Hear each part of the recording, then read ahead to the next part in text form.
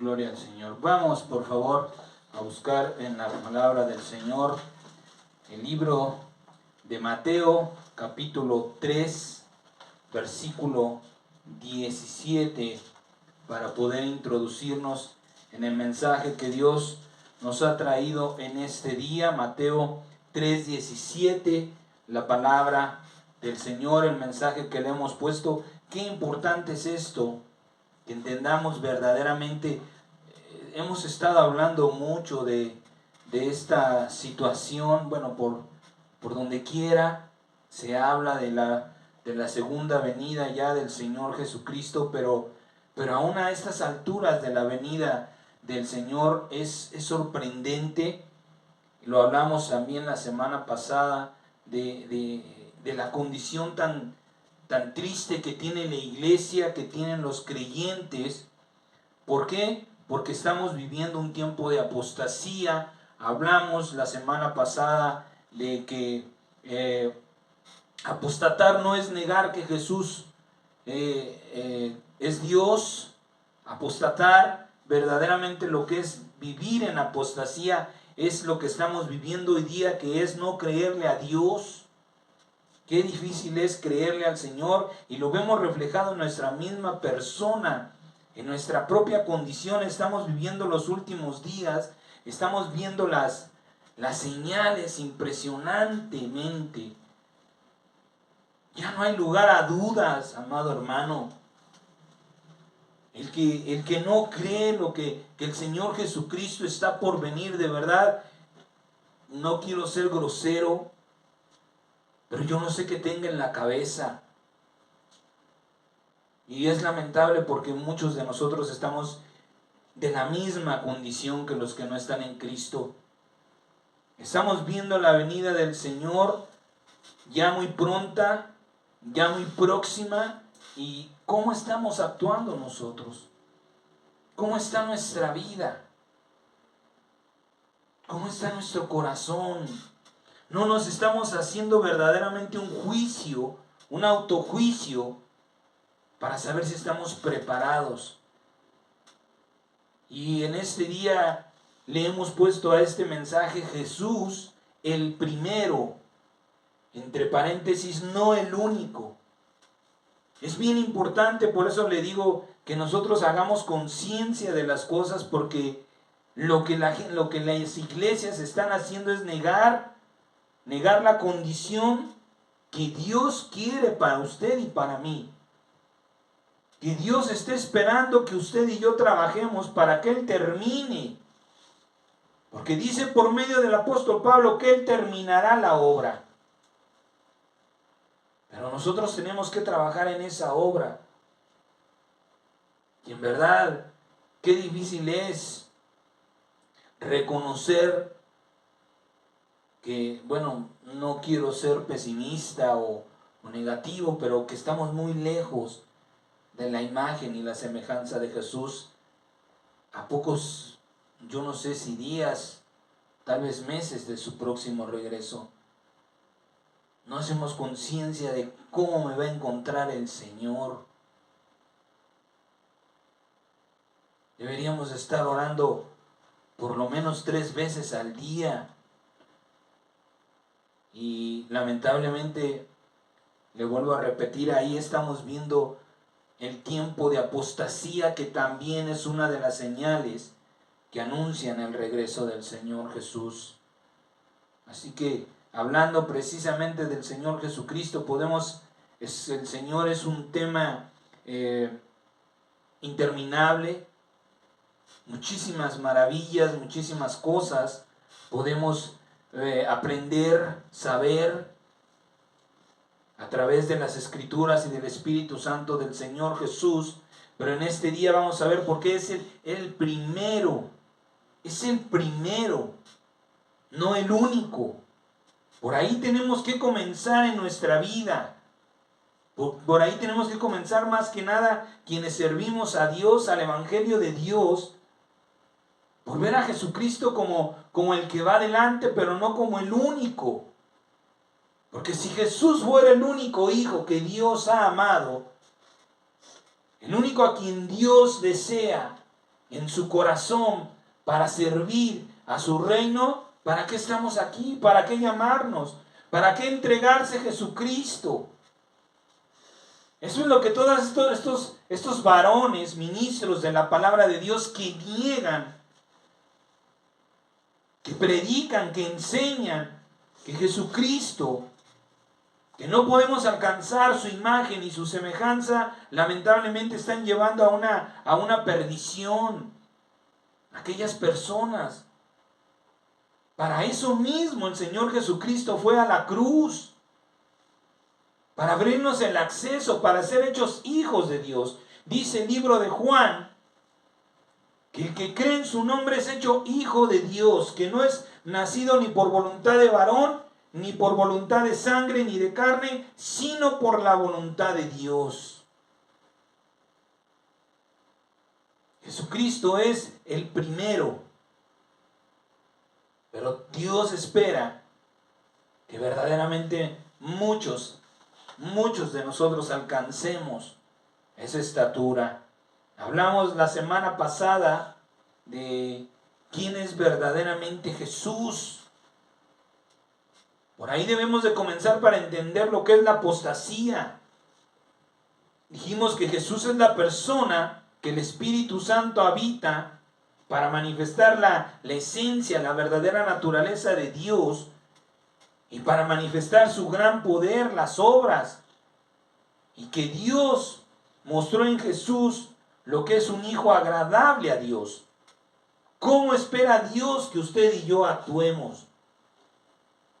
Hace unas semanas atrás, en nuestro estudio bíblico, ¿sí?, el Señor nos decía que seguir a Cristo es imitarlo, pero para poder imitar a Cristo, lo que necesitamos es conocerlo a Él, estar leyendo sus hechos, sus obras.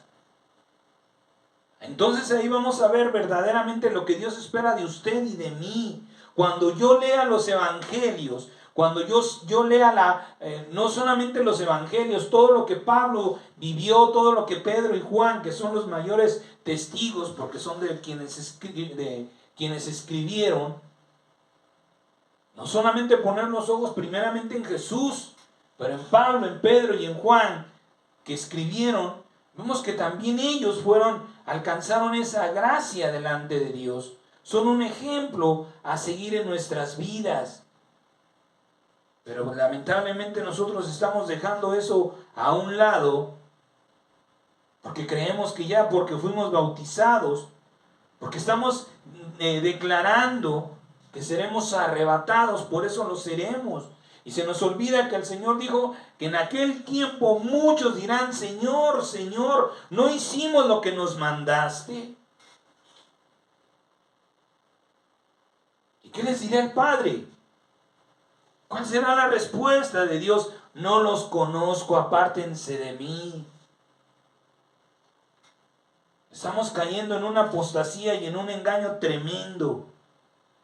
Tremendo, ¿por qué? Porque estamos ignorando al verdadero, al primero que logró alcanzar la gracia delante de Dios.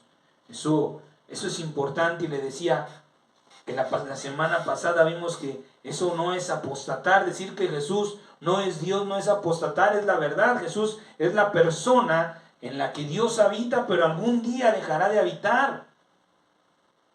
Entonces apostasía es lo que nosotros estamos haciendo, que no estamos viviendo una vida, un tiempo, no estamos trabajando para alcanzar la estatura del varón perfecto. Y lo hemos dicho también muchas veces, cada uno de nosotros pagará el precio. El Señor lo dice en el libro de Apocalipsis: el que es inmundo sea inmundo, el que es injusto sea injusto, el que es impío, hagan lo que bien les parezca, hagan de su vida, pero no les extrañe, porque la recompensa la daré yo. Y en ese día verdaderamente lamentaremos lo que no estamos haciendo. Y grande es la misericordia de Dios, porque aún en este tiempo y habiendo ignorado todavía su palabra, Dios nos llama al cambio, Dios nos llama a la oración, Dios nos llama a la unidad con su Espíritu Santo para tener un entendimiento mejor, mayor de este mensaje. Vamos a comenzar por entender el significado de dos palabras. Muchas veces lo hemos dicho.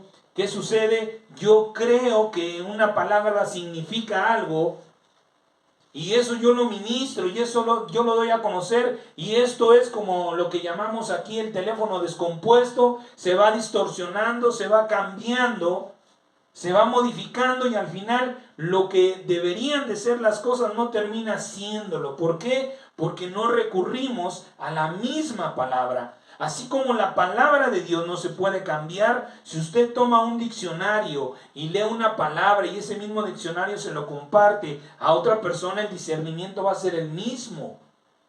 Esa otra persona va a entender lo mismo, pero nosotros trastornamos la palabra o las palabras también secularmente. Por eso es que mucha gente cree que no puede alcanzar, que es una blasfemia, que es un insulto, que nos estamos quizá pasando de la raya al decir que podemos alcanzar la imagen y semejanza de Jesucristo. Cuando esa es la meta, cuando ese es el propósito, cuando esa es una de las razones por las cuales Dios levantó a Jesucristo. Dice el libro de los Hebreos, puestos los ojos en Jesús. Vemos que el cielo y la tierra dan testimonio. Está escrito de que Jesús es el Hijo de Dios, es la persona que Dios desea que fuéramos todos. ¿Por qué entonces ese temor, ese miedo, esa incredulidad, esa apostasía de ver a Jesús muy lejos, o de verme como Jesús, pero muy lejos? Esperar hasta que, pues si Él lo hace, qué bien, pero yo no puedo, yo no debo. Eso mayormente, le vuelvo a repetir tristemente, por personas que deberían de enseñarnos lo contrario. Vamos a ver el significado de estas dos palabras para que podamos entender si ser como Jesús es la voluntad de Dios o es una blasfemia, un pecado, ¿sí? Primero, ¿qué significa primogénito? Primogénito no es el primero, no es el único, perdón. Primogénito significa el que nace primero. Primogenitura es el derecho que tiene el primogénito, el ser en primero en todo. Él tiene el derecho porque Dios así lo mandó. Jesucristo tiene el derecho por haber cumplido perfectamente la ley de Dios y por haber sido lo primero. En eso se manifiesta que lo que dice Apocalipsis, que Él es el primero de la creación de Dios. Desde ahí se muestra que Jesucristo es antes de la fundación del mundo. Que la carne de Jesucristo fue lo primero que el Espíritu Santo creó. Para tener derecho a que Él sea el primero en todo o tener la primogenitura, tuvo que ser el primero. Pero entendamos esas palabras. El primero no quiere decir el único. Esto es lo lamentable de muchos ministros, que usted le pregunta, que usted le dice, incluso hay pastores que no quieren que Cristo vuelva. Hay doctrinas que están despreciando, yo no sé cuál sea la raíz de esa fe, de esas creencias, pero dicen, ¿para qué lo necesitamos si nosotros tenemos el poder de Dios?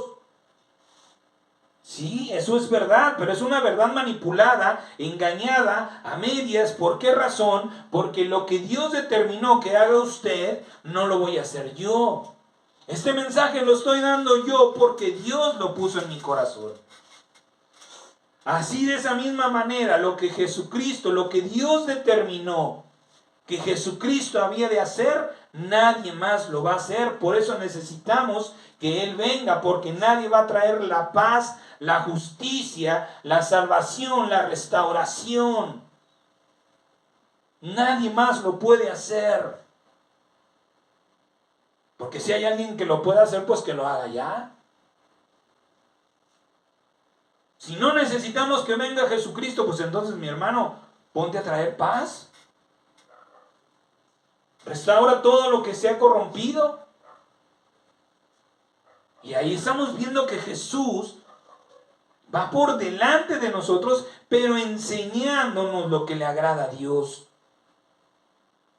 Por eso le digo, si no entendemos el significado, si no buscamos, rascamos lo que significan las palabras, las vamos a trastornar, las vamos a malentender, y cuidado con eso cuando lo estemos compartiendo. Primogénito significa el que nace primero. Primogenitura es el derecho que tiene el primogénito, ¿sí?, de ser el primero en todo. Y en ninguna de las dos significa el único, el inigualable, el irrepetible. Me voy a manejar este ejemplo en mi persona para que usted lo pueda entender. Yo soy el tercero entre 5 hermanos.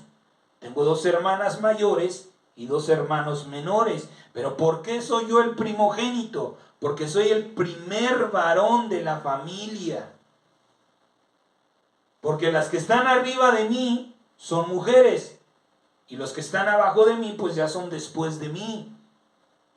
Entonces, para Dios, según las Escrituras, yo soy el primogénito, soy el primer varón en nacer. Por eso Dios comenzó su obra en mí y no en mi hermana mayor, ni en la que está abajo de mi hermana mayor. Dios llamó para salvación a mi casa en mí y para servir a este ministerio.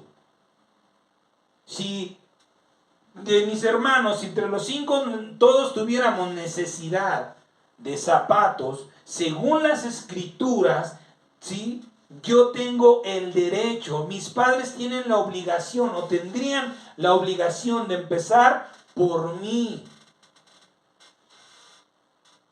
Y después tal vez ya por mi hermana la mayor, la que le sigue, y después los que son mis hermanos más jóvenes. Eso es según la ley de Dios. El primogénito, el primer varón que le nazca a una familia, está escrito en la ley, el primer varón me es nazareo, me pertenece, dice el Señor. Es mío, el primer varón es mío. Y por tanto, como hijo de Dios, nosotros tenemos el derecho de ser los primeros. Pero no solamente el derecho, también tenemos la obligación, dice la palabra, que el mayor servirá al menor, que el mayor trabajará por el menor. Tenemos el derecho de ser el primero, sí, pero no para ser servidos, no para vanagloriarnos, no para sentirnos reyes y para estar mandando o aprovechándonos. ¿Qué sucede dentro de una congregación? ¿Quién es el primero que tiene que ser bendecido? El ministro, el pastor, porque si no, ¿cómo va a dar testimonio? ¿Cómo va a predicar que Dios lo sacó de ciertos problemas, de ciertas enfermedades, que Dios le ha repartido y le ha dado? Si yo no soy un testimonio de fe, la iglesia no va a creer, los congregantes no van a creer. Y ahí estamos viendo cómo se manifiestan las cosas. Yo voy por delante, pero ustedes siguen. Y de la misma manera pasa con el Señor Jesucristo. No está marcado por Dios como el único, sino como el primogénito. Por eso es importante que nosotros entendamos las cosas, para que nos quitemos de esas ideas, para que nos quitemos esos pensamientos de que cuántas veces vemos o leemos en los evangelios al Señor Jesús o vivimos experiencias sobre todo esto, amado hermano.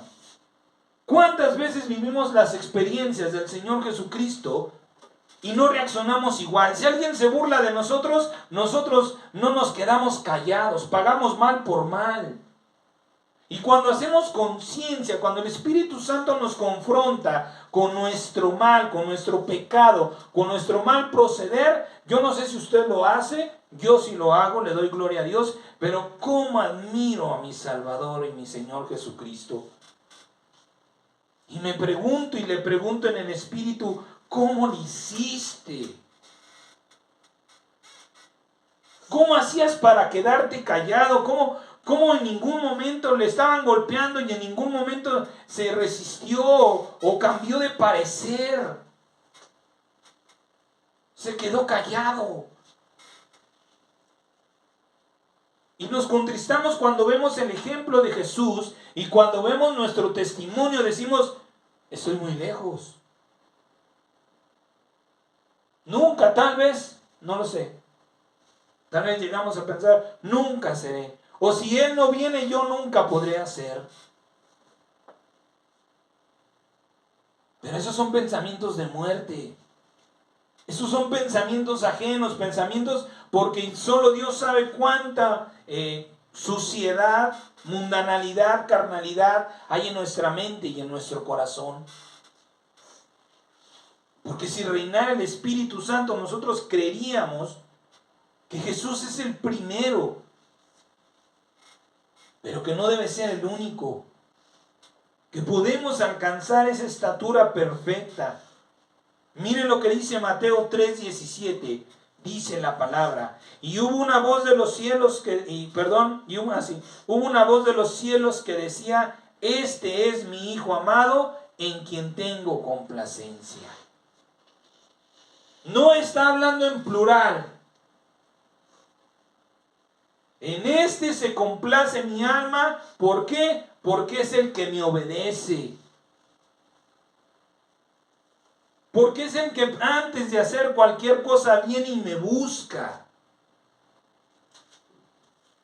Porque el Señor Jesucristo, ya lo hemos dicho, ¿cuál fue la verdadera causa de su muerte? La tristeza. Jesucristo muere cuando el Espíritu Santo de su Padre se separa de Él. Lo que Jesús vivió en la carne, no hay un hombre que lo pueda soportar. No había comido, no había dormido, lo estaban golpeando, estaba sangrando, estaba crucificado, tenía deshidratación. Solo Dios sabe sus grandes maravillas, por qué salió tanta sangre de Él. Y no se moría. Y estaba crucificado ya. Es una posición en la que se ponía el cuerpo precisamente para que se colapsara. No solamente externamente, también internamente los órganos. Era increíble ver lo que ese hombre estaba soportando y seguía soportando hasta que dijo consumado es, y dice que entregó el espíritu. Hasta que dijo es necesario que esta carne muera, Señor, Padre mío, te tienes que separar de mí. Eso fue lo que lo mató verdaderamente. Por eso Dios dio testimonio hablando desde los cielos diciendo, este es mi Hijo amado. ¿Por qué Jesús es llamado el Hijo de Dios, el varón perfecto? San Juan 8:29, por favor. San Juan 8:29 dice la palabra, porque el que me envió, hablando el Señor Jesucristo, dice, porque el que me envió conmigo está. No me ha dejado solo el Padre, porque yo hago siempre hago lo que le agrada. Una de las cosas que usted y yo tenemos es que vemos a las personas haciendo las cosas que no deben y no tenemos el valor de ir a corregirlo y de decirle, hermano, fulano, sutano, perengano, lo que estás haciendo está mal. Eso no le agrada a Dios. Tampoco se trata de andar de metiche, de andar buscando a ver quién hace lo correcto, quién no hace lo correcto. Pero cuando nosotros somos testigos de que lo que se está haciendo no es agradable a Dios, yo creo que el 99% de las veces, o ya siendo generoso con nosotros, el 90% de las veces nos quedamos callados. Y Jesús dijo, yo siempre hago lo que le agrada. Una de las cosas que el Señor Jesucristo siempre hizo fue confrontar a las autoridades de aquel tiempo. No solamente a los gobernantes, sino a los líderes religiosos de aquella época. Y no los llamaba, no les decía, ustedes están equivocados, están malentendiendo la palabra. Sabía que no tenía por qué tratarlos como niños, porque en ninguna manera eran niños. El Señor Jesucristo les llamaba hipócritas. Les hablaba con fuerza, sin miedo. Y no era un insulto, era una verdad. Eran hipócritas. Y el Señor lo exclamaba, ¿no? Porque sabía que su Padre, también vemos en el Señor Jesús la cobertura de Dios. ¿Cuántas veces, antes de que llegara el día, quisieron matarlo, despeñarlo, apedrearlo? Y dice que pasaba por en medio de ellos, se les escapaba. Y luego lo volvían a ver y mandaron soldados, y los soldados fueron maravillados por la sabiduría y dijeron, nunca hay hombre que ha hablado como este. La misma palabra que salía del Señor Jesús llegó al corazón de aquellos que habían sido enviados para prenderlo. Porque Dios lo protegía. Pero ¿cuántas veces nosotros nos quedamos callados por esta mentira perversa, mundana, cobarde, de yo no quiero meterme en problemas, yo no quiero problemas? Ese es un pensamiento cobarde delante de Dios. Porque muy cierto es que Dios no nos manda a ir a buscar problemas, pero si los problemas vienen a nuestra vida, Dios no nos manda a correrle.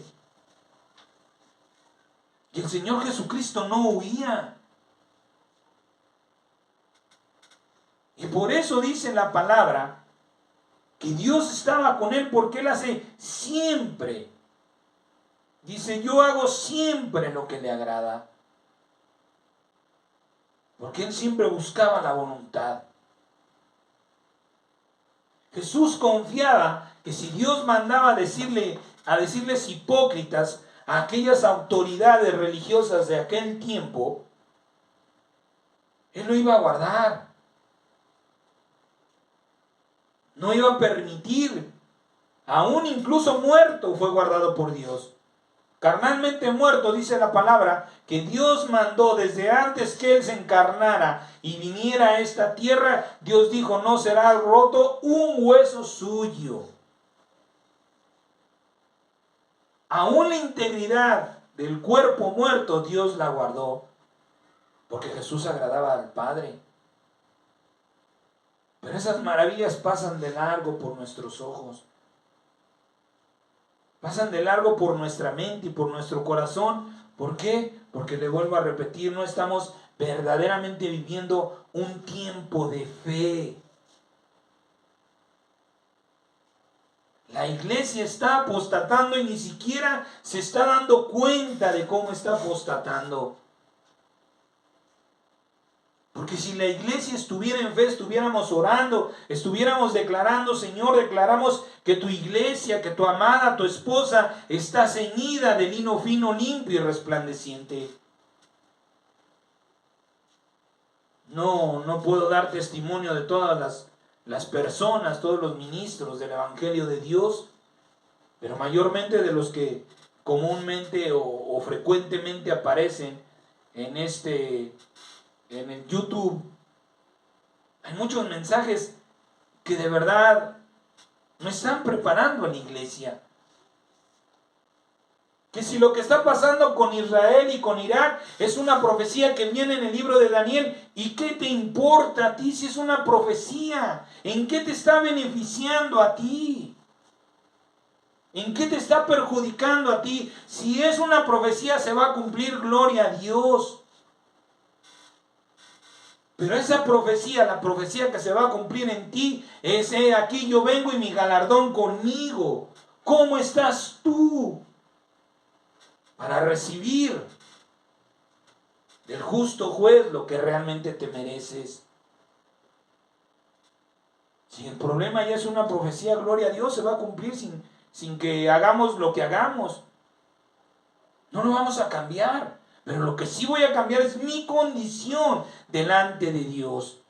Y para cambiar esa condición tengo que comenzar por entender, por aceptar que Jesús es la imagen que yo debo de alcanzar. No estar con esas tonterías o esas malas ideas o entendimientos de que Jesús no es el único. No, es el primero y tiene la primogenitura, el derecho. Pero vamos detrás de Él, o debemos de ir detrás de Él. La pregunta y la diferencia es, ¿cómo es que Jesús conocía la voluntad de Dios y nosotros no? Eso es bien importante. Dice la palabra que Jesús era amado por Dios, Jesús hecho carne, porque hacía lo que Dios le mandaba. Entonces, ¿qué quiere decir? Que Jesús conocía perfectamente la voluntad de Dios, pero eso quiere decir también que si yo no estoy siendo la imagen y semejanza de Jesús, es porque desconozco la voluntad de Dios. Y reitero, lo vemos en esta apostasía que estamos viviendo por nuestra propia condición. No necesitamos que nadie nos vea. No necesitamos que venga alguien y me diga, no hermano, tú estás bien. Pues ahí la llevas. No, mi hermano, tú de plano estás mal. Respóndase usted mismo en su corazón. ¿Qué hace las 24 horas del día? ¿Cuánto tiempo del día que Dios le regala usted se acerca a Dios? Y con eso va usted a comprobar si está viviendo un tiempo de fe o un tiempo de apostasía. Cuando usted le pregunten sobre Dios, escuche a su boca hablar. ¿Qué tanto sale darle gracias a Dios, darle gloria a Dios? Si usted se siente sucio y se está bañando y después de bañarse se siente diferente y le da gloria a Dios. O cuando usted termina cansado y se va a la cama y, ay, gracias Dios bendito por esta cama, por estas cobijas, Señor, acuérdate de los que no lo tienen. No necesita testigos, por eso le vuelvo a repetir, usted en su propio corazón, usted mismo. Porque eso no se lo puede negar a Dios. Ahí vamos a ver cómo estamos en la semejanza a ese maravilloso varón que Dios nos dio. ¿Que por qué alcanzó esa gracia delante de Dios? Porque conocía su voluntad. ¿Por qué nosotros no? San Juan 5, del 18 al 20, dice la palabra: por esto los judíos aún más procuraban matarle, porque no solo quebrantaba el día de reposo, sino que también decía que Dios era su propio Padre, haciéndose igual a Dios. ¿Cuántos en este mundo, cuántos en la iglesia, cuántos de los que hemos sido renovados, de los que hemos sido adoptados por Dios por medio de la fe en el bautismo, nos atrevemos a decir, yo soy un hijo de Dios? Nos hemos disfrazado, nos hemos justificado, nos hemos engañado con ese sobrenombre del cristiano. Somos cristianos. Pero dice la palabra que por eso a Jesús lo perseguían. Porque él decía, Dios es mi Padre, y en eso Jesús se hacía a la semejanza de Dios. o se igualaba con Dios. Más bien, versículo 19 dice: respondió entonces Jesús y les dijo: de cierto les digo, no puede el Hijo hacer nada por sí mismo, sino lo que ve hacer del Padre. Porque todo lo que el Padre hace, también lo hace el Hijo igualmente. Porque el Padre ama al Hijo y le muestra todas las cosas que Él hace. Y mayores obras que ésta le mostrará, de modo que ustedes se maravillen.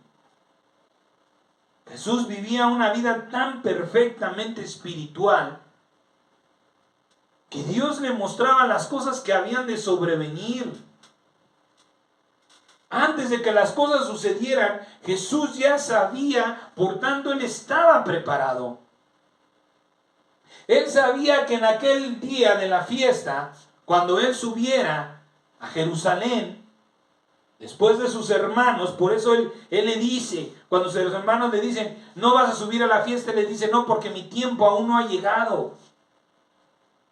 Y dice que después Él subió, pero como en secreto. ¿Por qué? ¿Por qué no subió con sus hermanos? Porque no había recibido la instrucción de su padre, porque el Señor Dios le iba a decir: ¿sabes qué? Les vas a hablar fuerte, te van a querer apedrear, pero tú te vas a ir a esconder. Vas a agarrar por aquí, por aquí, por aquí, y vas a salir por allá.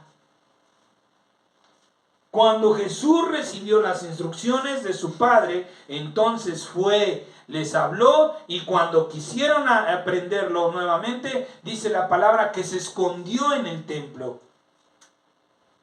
Esto no tiene una explicación lógica.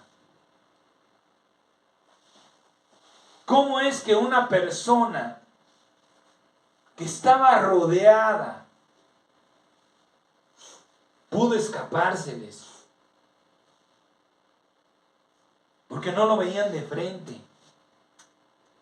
Lo acechaban, lo querían agarrar. Por tanto lo rodeaban, amado hermano. ¿Cómo es posible que se le iba? Porque el Padre le decía, yo no sé si en ese momento o antes de subir Dios le dijo: yo te voy a hacer invisible, o yo voy a quitarte, habrá ángeles que te van a abrir el camino, no lo sé. Pero el Señor Jesucristo, ¿sí?, no se movía sin que Dios le hubiera dicho lo que había de hacer. Dice que el Padre le muestra todas las cosas. Jesús lo vivía primeramente espiritualmente y luego físicamente. Porque tenía una intimidad, una profunda comunión con el Padre. Dice la palabra que Jesús, siendo hombre, es decir, carne, porque es importante que nosotros entendamos cuando hablamos de Dios, cuando hablamos de Jesús y cuando hablamos del Espíritu Santo, no son tres personas distintas, son la misma, ¿sí?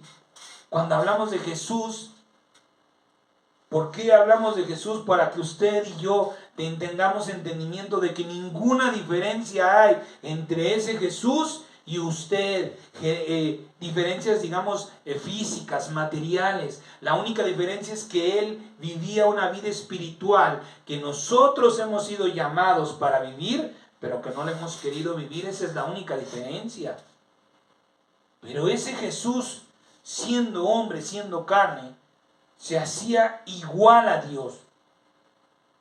Eso es importante. Dice que lo querían apedrear porque al llamarse hijo de Dios, se hacía igual. ¿Sí me está entendiendo? No es que Dios lo hacía igual. ¿De quién dependía que el poder de Dios se manifestara en Jesús?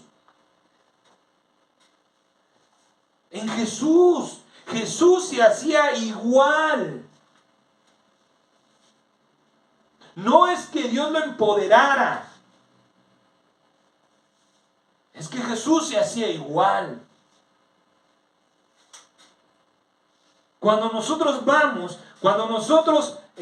vivimos las experiencias que vivió Jesús, cuando somos espirituales, nos hacemos igual a Jesús. No viene Jesús y nos hace igual a Él. Nosotros nos igualamos a Él como Él se igualaba al Padre. Y si yo me igualo a Jesús, igual que Jesús se igualaba al Padre, yo puedo igualarme al Padre. Y eso no es ningún pecado delante de Dios, no es ninguna blasfemia, no es ningún pecado de muerte, sino la voluntad de Dios. Depende de mí, no de Dios. Dios me está esperando, Dios está queriendo empoderarme, pero Dios quiere que yo vaya. Dios necesita que yo tenga una intimidad para que yo pueda hacer esa imagen y semejanza de Jesús. Dios no va a venir a tomarme de la mano. Grande y misericordioso es Dios, porque dice la palabra que es el hombre para que te acuerdes de Él, el ser humano para que le visites. Aunque nosotros necesitamos de Dios, la humildad de nuestro Padre Celestial viene y nos llama en la madrugada. ¿Y cuántas maravillas estamos despreciando por no despertarnos, por no responder al llamado de Dios? Pero eso sí, estamos creyendo que nos arrebatará y que le daremos un reino y que viviremos el milenio con el Señor y que todavía una vida eterna estaremos ahí como grandes reyes y sacerdotes. Pero ¿cómo serás médico si no vas a la escuela? ¿Cómo serás un arquitecto si no tienes el estudio? ¿Cómo se hará un pastel muy rico si no se aprende a cocinar? Es que Jesús se hacía igual a Dios. Porque al acercarse a Dios recibía eso. Y no solamente Jesús, también se da testimonio de Moisés. Dice la palabra que era tanta la gloria, que era tanta la bendición de estar cerca de Dios, que Moisés, el rostro de Moisés deslumbraba. Tenía Moisés que usar un velo, porque la gloria de Dios resplandecía. Para que no nos caigamos en el error de, no, pero Jesús fue enviado, fue creado por el Espíritu Santo desde el vientre, yo traigo en la genética el pecado de mis papás. Bueno, lo sigues arrastrando porque no sigues el ejemplo de Jesús, pero ahí está Moisés. Ahí están los profetas que manifiestan el poder de Dios. Van a ver al profeta Eliseo y va una compañía de 50 hombres y le dicen, tú eres varón de Dios. Esto me sorprende, no lo entiendo de parte de Dios. Pero Eliseo dice, si yo soy varón de Dios, que ahorita mismo caigan muertos, y caen muertos. Y vuelven a mandar a otros y lo mismo. Y si yo soy varón de Dios, que ahorita las fieras los despedacen, y los despedazaban. Hay testimonio de mucha gente. Por eso el libro de los Hebreos dice, tenemos una nube de testigos. No se trata de creer la palabra de Dios porque está escrita, porque a alguien se le ocurrió. Son las escrituras de quienes vivieron el poder de Dios, la cobertura, el castigo, incluso la bendición, la maldición, el amor, la ira, la protección, el desamparo de parte de nuestro Dios. Dice, tenemos una nube de testigos. Y quien escribió el libro de los Hebreos dice, y no puedo seguir hablando porque no acabaría. Una nube de testigos que nos hablan de la fe, y nosotros estamos viviendo en apostasía. Porque yo no creo que si tengo una intimidad con Dios, Dios me va a hacer a la imagen y semejanza de Jesús. Porque yo estoy engañado en mi corazón creyendo que con lo que estoy viviendo o haciendo es suficiente. Pero por eso le vuelvo a repetir, dice el libro de Apocalipsis, haz lo que quieras hacer. ¿Quieres ser inmundo? ¿Quieres ser ladrón, secuestrador, político? ¿Quieres ser un asesino, un violador? Lo que tú quieras. Toma tu decisión. Eso se llama libre albedrío. Eso se llama libertad. Pero yo vengo con mi juicio. Porque tú tomaste tu decisión y perfectamente sabías que lo que estabas haciendo era malo, no te va a traer una buena recompensa. No depende de Dios que seamos a su imagen, conforme a su semejanza, sino de cada uno de los que hemos sido hechos hijos de Dios. ¿Y cuándo hemos sido hechos hijos de Dios? Desde el momento en que nos bautizamos.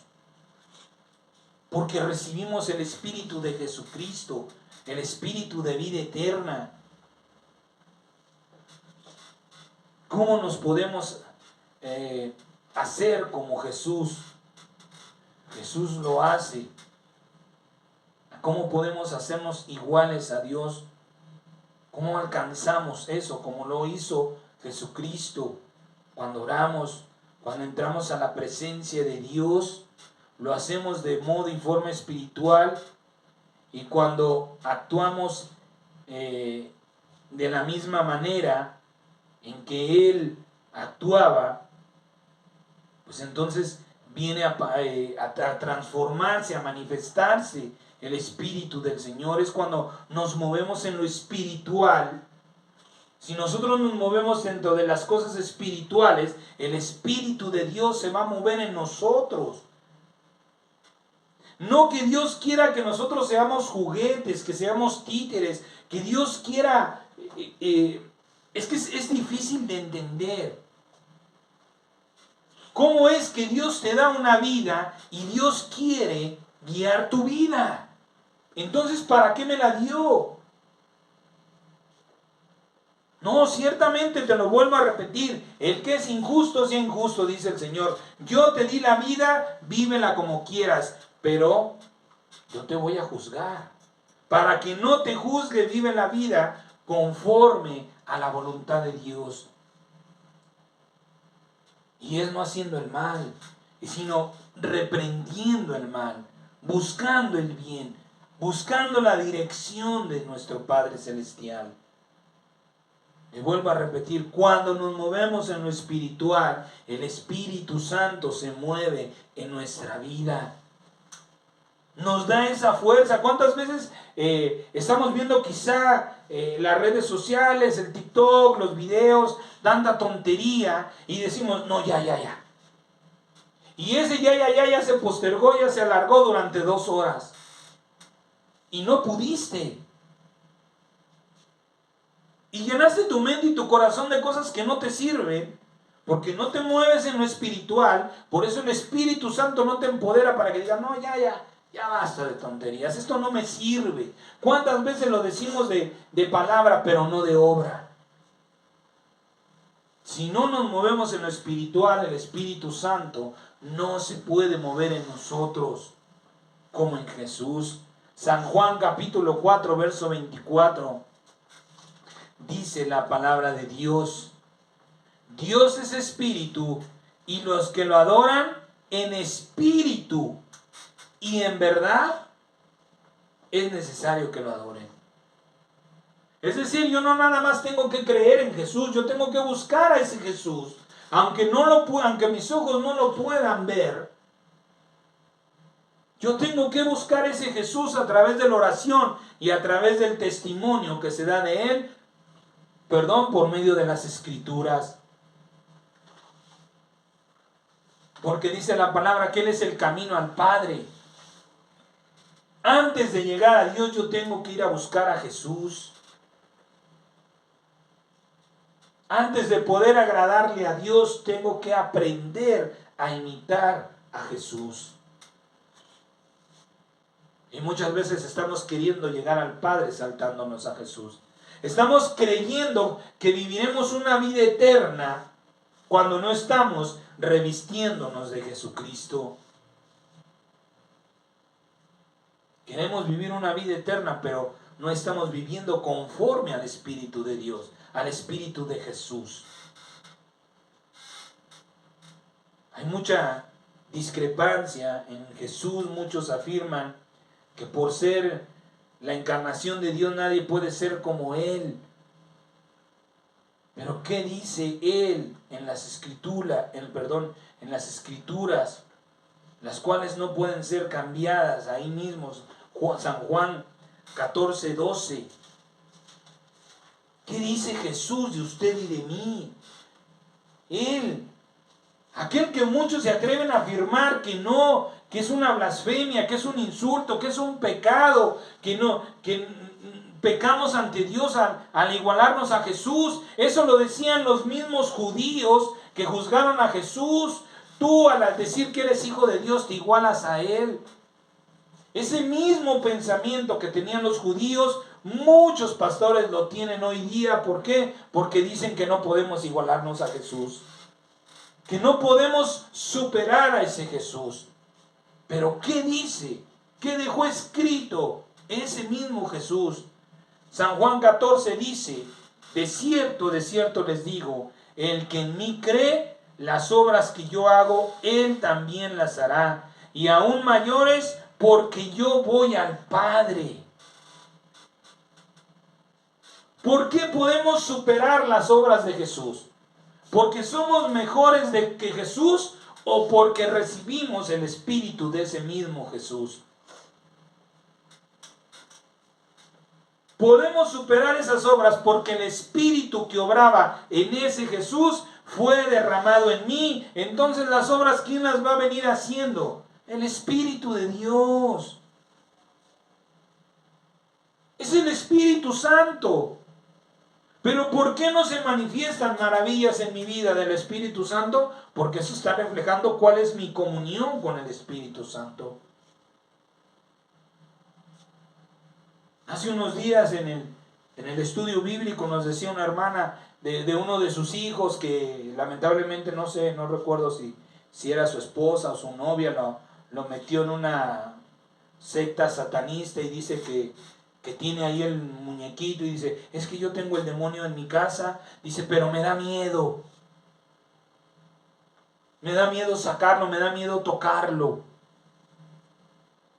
¿Por qué la gente no se atreve a agarrar una imagen de yeso, de una pintura de la Virgen, del Judas Tadeo, de quien usted quiera y guste? ¿Por qué incluso de un retrato de Jesús? ¿Por qué no se atreve la gente a romperlo? Porque no tiene el Espíritu de Dios. ¿Por qué nosotros nos atrevemos? Porque sabemos que el que está con nosotros es mayor que el que está en el mundo.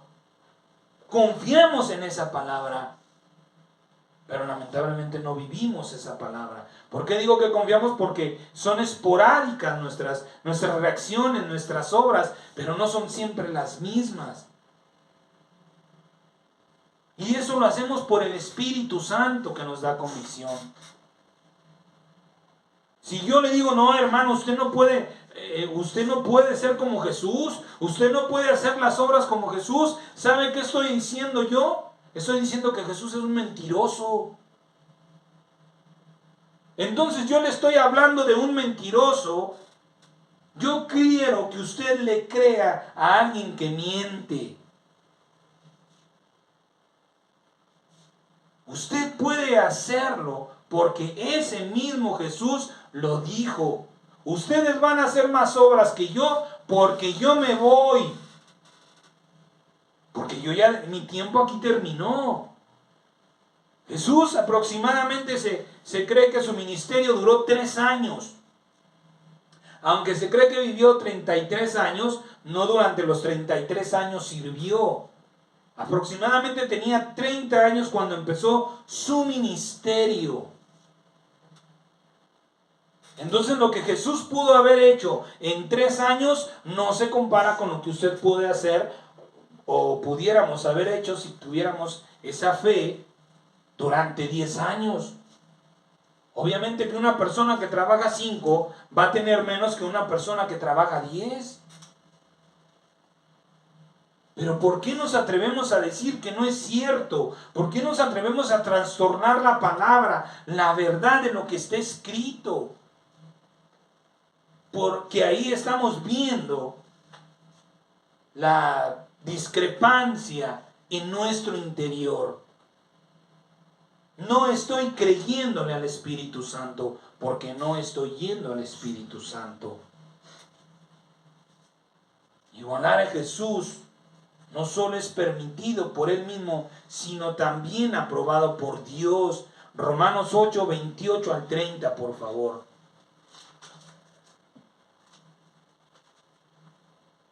Romanos 8, del 28 al 30 dice: y sabemos que a los que aman a Dios, todas las cosas les ayudan a bien. Esto es, a los que conforme a su propósito son llamados. Porque a los que antes conoció, también los predestinó. Fíjese que aquí ya está hablando por medio del apóstol Pablo en plural. ¿Sí? Para que fueran hechos conforme a la imagen de su Hijo. Está hablando de Jesús. Para que Él sea el primogénito entre muchos hermanos. No dice el único. Y a los que predestinó, a estos también llamó. Y a los que llamó, a estos también justificó. Y a los que justificó, a estos también glorificó. Jesucristo fue glorificado. Y fíjese lo que dice la palabra. ¿Por qué? Porque es tan importante entender la palabra de Dios. Porque no está hablando de un tiempo futuro. No dice, a estos también glorificará. A los que fuimos llamados para ser la imagen y semejanza de Jesucristo, usted no lo vive, pero para Dios usted ya fue glorificado. La gloria de Dios ya usted la tiene. Pero no la vive, pues porque no la cree. Dice, a estos también glorificó, no dice glorificará. Colosenses 1 del 16 al 18, por favor. Hablando el apóstol Pablo del Señor Jesucristo, dice, porque en Él fueron creadas todas las cosas, las que hay en los cielos y las que hay en la tierra, visibles e invisibles, sean tronos, sean dominios, sean principados, sean potestades. Todo fue creado por medio de Él y para Él.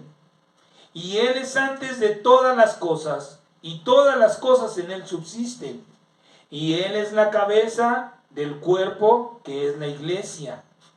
Él, que es el principio, el primogénito de entre los muertos, para que en todo tenga la preeminencia. Por eso es importante empezar entendiendo qué es primogénito y qué es primogenitura. Para que nadie venga y nos diga que Jesús es único. Porque así está escrito. Él es el primogénito entre muchos hermanos. Y habiendo resucitado de entre los muertos, tiene toda la preeminencia, todo el derecho de que Él vaya y reciba primero que todos. Por eso Él entró al lugar santísimo.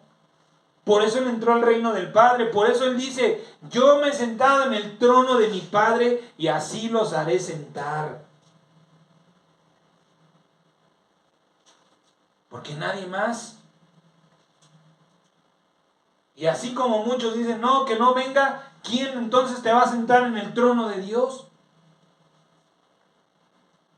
Porque lo que Dios, vuelvo a repetir, lo que Dios predestinó para que fuera manifestado, para que fuera hecho por Jesucristo, nadie más lo va a hacer. Así como nadie puede, o si no hubiera existido Moisés, no estaría escrito de Moisés. Lo que Moisés hizo, nadie más lo podía haber hecho porque Dios lo había predestinado para eso.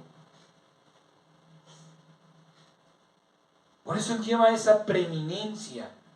Por eso Él tiene el derecho. Pero eso no quiere decir que usted y yo no podamos recibir, o que Jesús ya se llevó todas las canicas, como humanamente decimos. Quiere decir que Él es nuestro ejemplo para llegar a Dios. Quiere decir que nuestros ojos tienen que leer las Escrituras para saber lo que Jesús logró, para que Dios lo pusiera en el lugar donde ahora está. Ahora, ¿qué podemos aprender de Jesús? ¿Cómo es que Él, aunque oraba mucho, sabía todas las cosas? Jesús oraba mucho, muchísimo, ¿sí? Pero también Jesús tenía conocimiento de las cosas. San Juan 18:14, para que usted me entienda lo que le estoy diciendo. Dice, pero Jesús, sabiendo todas las cosas que le habían de sobrevenir, se adelantó y les dijo, ¿a quién buscan? Aquí hay una revelación muy interesante en este pasaje de la Biblia. Dice que Jesús sabía todas las cosas. No todas las cosas que Jesús sabía las tenía en conciencia por la revelación de Dios, porque Dios se las había dado a conocer. ¿Sí? Él sabía las cosas no porque Dios le hablaba todo, sino que Él ya las sabía. Para entender esto, necesitamos responder pues la siguiente pregunta. ¿Cómo se adquiere el saber o el conocimiento? ¿Cómo es que yo puedo saber? No todo lo que yo le estoy diciendo lo tengo escrito en este bosquejo. Parte la está dando el Espíritu Santo en este momento, pero parte de ese conocimiento está en las Escrituras. Para poder tener entendimiento y conocimiento, también necesitamos leer. A través de la lectura, aparte de la oración, Jesús también leía. ¿Por qué le digo esto? Porque no podemos ver nada más a Jesús orando, a Jesús teniendo una intimidad. Él mismo les decía, ¿no está escrito en su ley? ¿Cómo sabía que estaba escrito en la ley? ¿Alguien se lo dijo? Jesús también, como usted y como yo, leía el antiguo pacto, conocía la ley de Dios. Por eso sabía muchas cosas del Señor.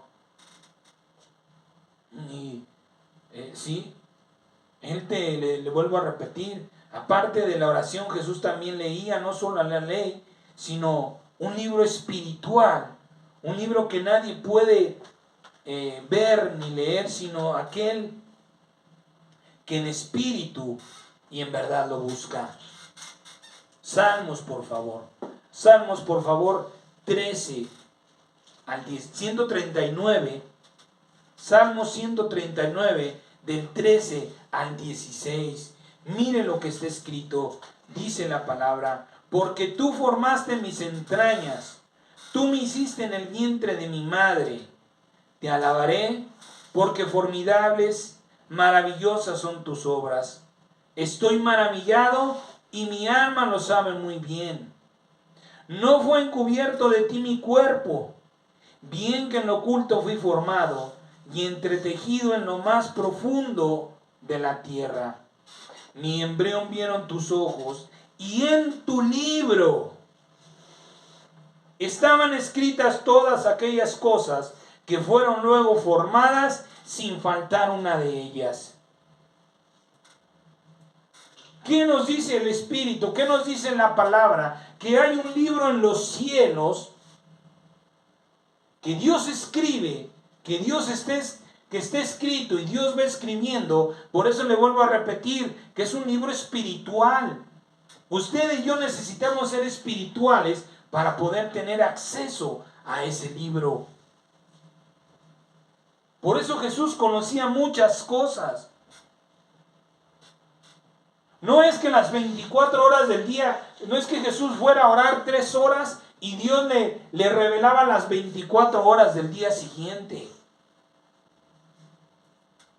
Jesús conocía muchas cosas porque, le vuelvo a repetir, vivía una vida mayormente espiritual. Apocalipsis 20 del 11 al 12 dice la palabra: y vi un gran trono blanco y el que estaba sentado en él, delante del cual huyeron la tierra y el cielo, y ningún lugar se encontró para ellos.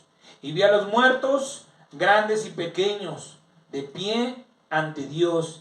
Y los libros fueron abiertos, y otro libro fue abierto, el cual es el libro de la vida. Y fueron juzgados los muertos por las cosas que estaban escritas en los libros, según sus obras. Ya hablamos de esto. Esos libros es el diario, es el expediente que se está escribiendo en los cielos de mí, pero dice la palabra que fueron abiertos los libros y también había otro libro. Aquí vemos cuál es la gran diferencia entre Jesús y cualquier otra persona. Mientras que las personas sin Dios escriben un libro de sus actos, Jesús leía el libro donde estaba escrito lo que él debía de hacer. El libro donde está escrita la voluntad de Dios. Por eso él no necesitaba que le dijeran las cosas. Él sabía de antemano lo que habría de pasarle. Hebreos 10 del 1 al 10 dice la palabra: porque la ley, teniendo la sombra de los bienes venideros, no solo la imagen misma de las cosas, nunca puede, por los mismos sacrificios que se ofrecen continuamente cada año, hacer perfectos a los que se acercan. De otra manera cesarían de ofrecerse, pues los que tributan este culto limpios una vez, no tendrían ya más conciencia de pecado. Pero en estos sacrificios cada año se hace memoria de los pecados, porque la sangre de los toros y de los machos cabríos no pueden quitar los pecados. Por lo cual, entrando en el mundo, dice: sacrificio y ofrenda no quisiste, mas me preparaste un cuerpo. Holocaustos y expiaciones por el pecado no te agradaron. Entonces dije: he aquí que vengo, oh Dios, para hacer tu voluntad, como en el rollo del libro está escrito de mí. Diciendo primero: sacrificio y ofrenda, y holocaustos y expiaciones por el pecado no quisiste, ni te agradaron, las cuales cosas se ofrecen según la ley. Y diciendo luego: he aquí que vengo, Dios, para hacer tu voluntad, quita lo primero para establecer esto último. En esa voluntad somos santificados mediante la ofrenda del cuerpo de Jesucristo, hecha una vez y para siempre. Porque Jesús sabía muchas cosas, porque dice la palabra que Jesús dice: he aquí que vengo, como en el libro del rollo está escrito de mí. Antes de que se escribiera el Nuevo Testamento se escribió después de la muerte de Jesús. Mucho tiempo después de la muerte de Jesús. Pero entonces, ¿en dónde aparece el nombre de Jesús en el Antiguo Testamento? Aparecen profecías, pero no aparece un nombre. ¿Cómo sabía Jesús que se hablaba de él? Porque él vivía esa palabra. Él se apoderó de esa palabra. ¿A dónde quiero llegar? Que porque usted no vea su nombre escrito en la Biblia no quiere decir que no se hable de usted. Pablo mismo dice que de él se escribió porque él era quien iba a llevar el evangelio a los gentiles. ¿Y dónde aparece el nombre de Pablo en el Antiguo Testamento? Porque no aparece nuestro nombre ahí. Es que nosotros estamos creyendo que no somos parte de ese libro, del libro de la vida.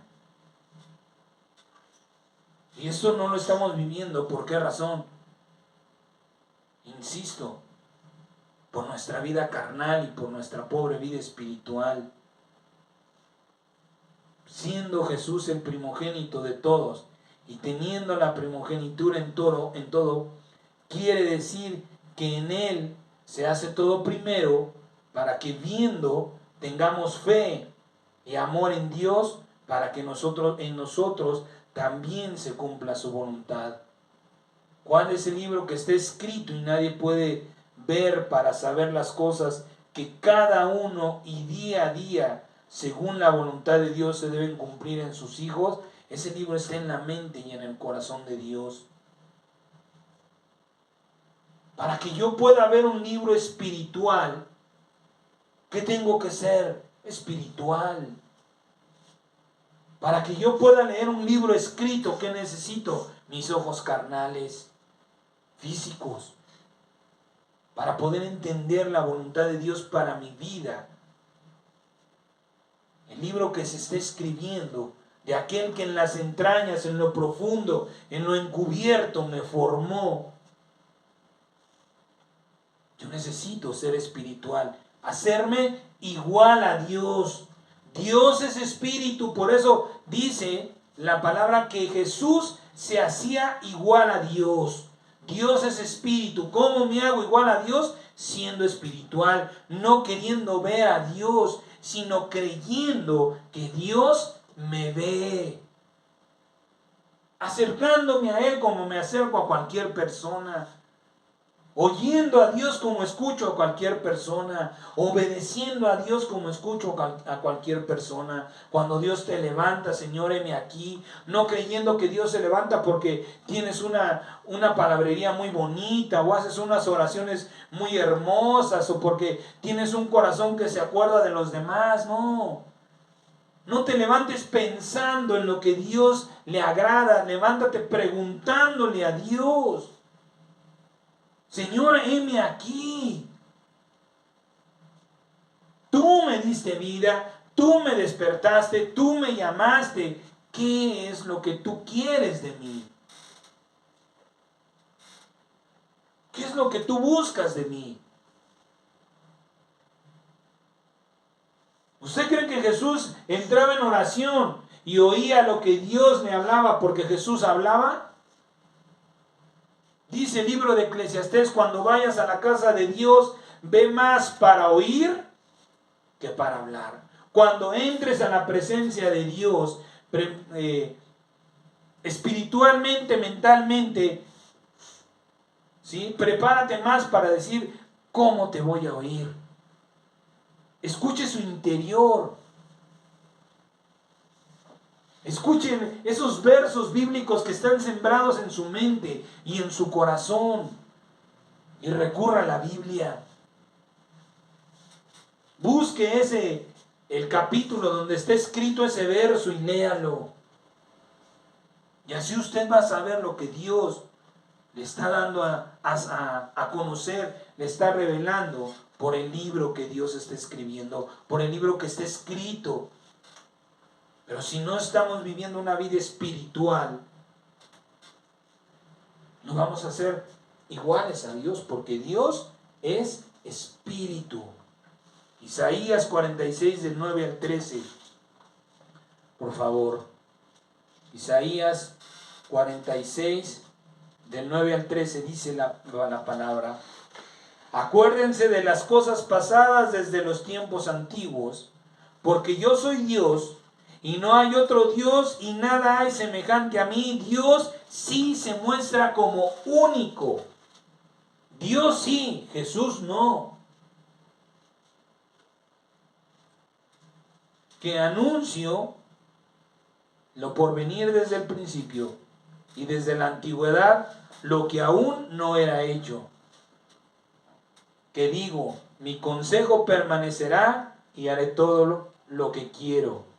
Que llamo desde el oriente al ave y de tierra lejana al varón de mi consejo. Yo hablaré y lo haré venir. Lo he pensado y también lo haré. Óiganme, duros de corazón, que están lejos de la justicia o lejos de la Biblia, para que usted lo entienda. Haré que se acerquen a mi justicia. No se alejará y mi salvación no se detendrá. Y pondré mi salvación en Sión y mi gloria en Israel. El único que conoce lo que será mañana, pues es Dios. Y por eso muchas cosas del día de mañana nos van a sorprender. Y por eso muchas cosas que quizá nos sorprendieron del día de hoy, es porque no estábamos anticipados. ¿Por qué mueren las personas? Quizá mucha gente se pregunta, ¿por qué si Dios existe, se murieron los niños? Lo hemos dicho muchas veces. ¿Por qué se quemó la guardería, el jardín de niños? ¿Por qué se murieron los niños quemados? ¿Dónde estaba Dios? ¿Por qué niños? ¿Por qué gente inocente? ¿Quiénes son los culpables de una desgracia así? Ciertamente las víctimas son los niños, pero ¿quién es el culpable? ¿Dios? ¿Dios descendió y provocó el incendio? Cierto es que no. La culpa fue de ese padre por no tener una relación con Dios, que Dios no le anticipó y le dijo, mañana va a haber una desgracia, no lleves a tu hijo. Porque dice, no hay otro igual que yo, que anuncio lo por venir. Mucha gente sufre cosas tremendas y horribles. ¿Por qué razón? Porque no conocen el mañana. ¿Cuántos de los que ya dejaron este mundo quizá hubieran dicho, si yo hubiera escuchado esa palabra, hubiera buscado ese Dios? Y nosotros que la tenemos, pues no la creemos. Porque si la creyéramos, no la estuviéramos viviendo. Cuando Dios te despertó en la madrugada, y yo soy testigo de esto. Hay días que Dios me despierta en la madrugada, me gana el sueño, la pereza, y mayormente cuando salgo de casa.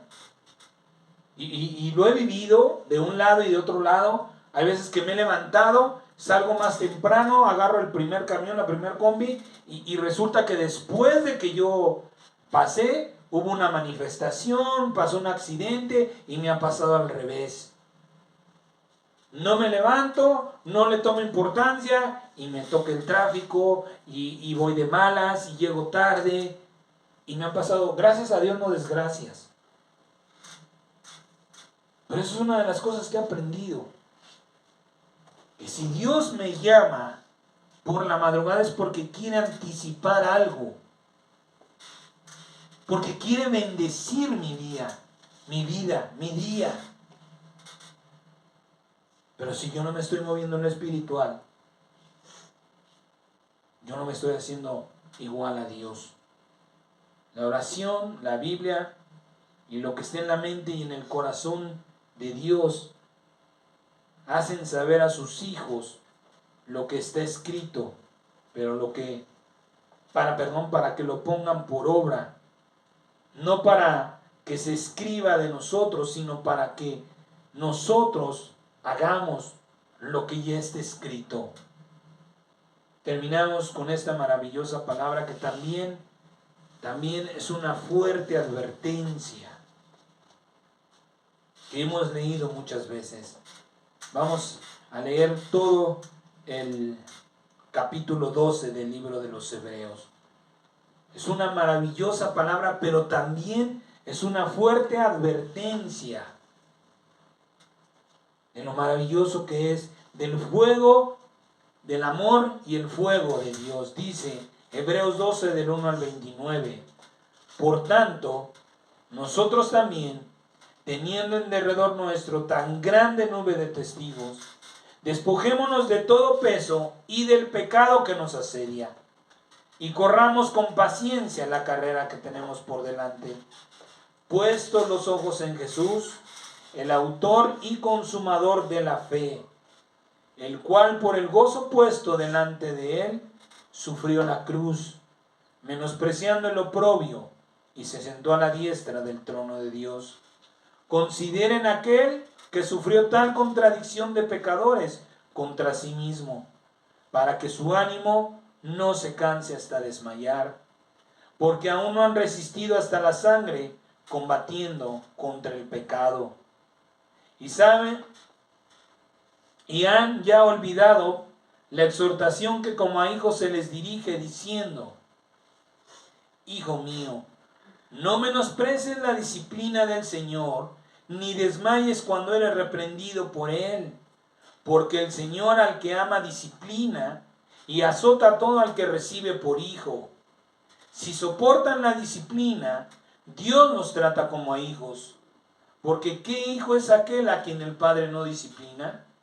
Pero si se les deja sin disciplina, de la cual todos han sido participantes, entonces son bastardos y no hijos. Por otra parte, tuvimos a nuestros padres terrenales que nos disciplinaban y los venerábamos. ¿Por qué no obedeceremos mucho mejor al Padre de los Espíritus y viviremos? Y aquellos ciertamente por pocos días nos disciplinaban como a ellos les parecía, pero para lo que nos es provechoso, para que participemos de su santidad. Es verdad que ninguna disciplina al presente parece ser causa de gozo, sino de tristeza, pero después da fruto apacible de justicia a los que en ella han sido ejercitados. Por lo cual, levanten las manos caídas y las rodillas paralizadas, y hagan sendas derechas para sus pies, para que lo cojo no se salga del camino, sino que sea sanado. Sigan la paz con todos y la santidad, sin la cual nadie verá al Señor. Miren bien, o examínense bien, no sea que alguno deje de alcanzar la gracia de Dios, que brotando alguna raíz de amargura les estorbe y por ella muchos sean contaminados. No sea que haya algún fornicario o profano como Esaú, que por una sola comida vendió su primogenitura, porque ya saben que aún después, deseando heredar la bendición, fue desechado, y no hubo oportunidad para el arrepentimiento, aunque la procuró con lágrimas. Porque no se han acercado al monte que se podía palpar, y que ardía en fuego, a la oscuridad, a las tinieblas y a la tempestad, al sonido de la trompeta y a la voz que hablaba, la cual los que la oyeron rogaron que no se les hablara más, porque no podían soportar lo que se ordenaba. Si aún una bestia tocara el monte, será apedreada o pasado con dardo. Y tan terrible era lo que se veía que Moisés dijo: estoy espantado y temblando. Sino que se han acercado al monte de Sión, a la ciudad del Dios vivo, Jerusalén la celestial, a la compañía de muchos millares de ángeles, a la congregación de los primogénitos.